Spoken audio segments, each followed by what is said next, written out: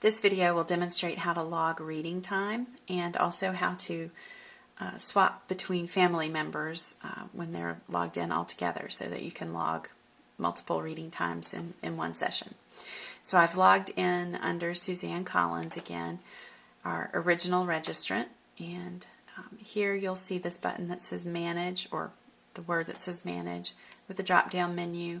Me is, of course, Suzanne, the main registrant. It also lists her two siblings, Eric Carl and Lois Ellert. So we want to, in this situation, log reading time for Suzanne. So we will have that drop-down stay as me, and then you'll click View Log, and that takes you to the Beneath the Surface log for Suzanne Collins. The quantity of reading each time will be 20 minutes. So they just have to read a minimum of 20 minutes each day to log their time. Then you'll see space here for 3 titles. The only one that's required is 1 title.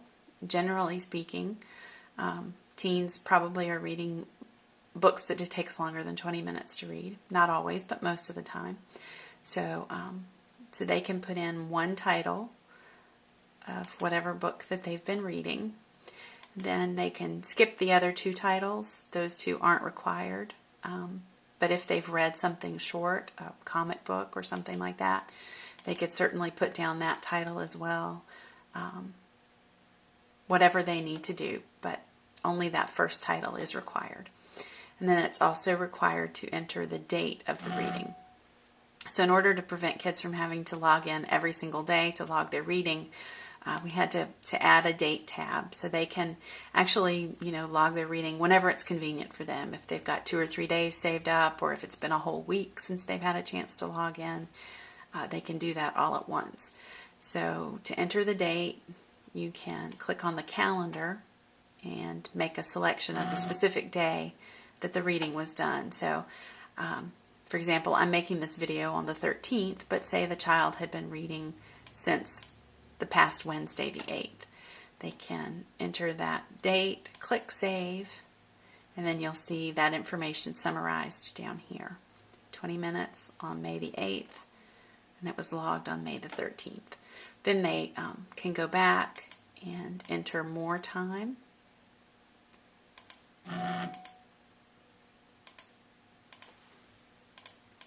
So they also read that book on the 9th. And they might also have read that book on the 11th. So all three of those reading days have been logged in the same log date and time, but each day has its own, each day has its own separate date.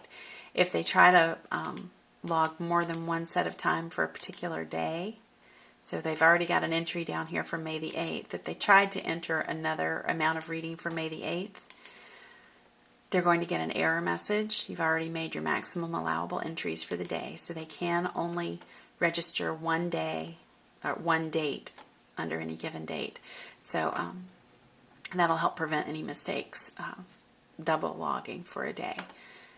And that's really all there is to it. That's how they'll log their reading in. And then you can click the back button and return to their activity center. And since Suzanne was one member of a 3-member family, from this activity center you can switch to one of the other family members, and that'll switch over to their program, and it's their home page. And then you can click View Log there and go ahead and log in the time that they have read. And we've given a few more title boxes for the younger children. A parent might read 3 or 4 picture books to a child in a night, so we've left more space so they can enter more titles if they choose to. Again, only that first title is required. If that's all they enter, that's fine. And if they enter all 5, that's great too. But everything else is the same. Just enter the dates that the reading was done. And they can even read the same book every night. Lots of younger kids like to do that. That's not a problem either. Just as long as that first title box is entered. That's it. And you can go back to that activity page, and you can even go to the third child and log their time since the last session as well. So for families with multiple family members who are all participating, this will make it a lot easier for them. And that's how you log reading time for a single person or for a family.